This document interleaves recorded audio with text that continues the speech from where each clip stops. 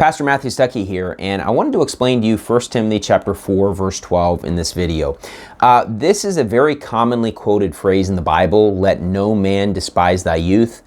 However, I believe it is usually quoted and taken out of the context in which Paul states to Timothy.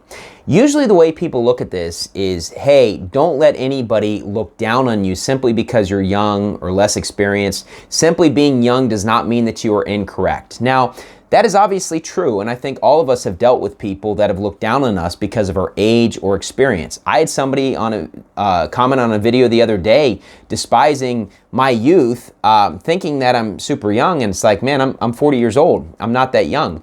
However, I will say that's not really the context of what Paul is stating to Timothy. What Paul is basically stating to Timothy is that since he is a young man, he needs to show maturity and not give ammunition to the enemy or someone to look down on him. Because it says, let no man despise thy youth, but be thou an example of the believers in word, in conversation, in charity, in spirit, in faith, in purity.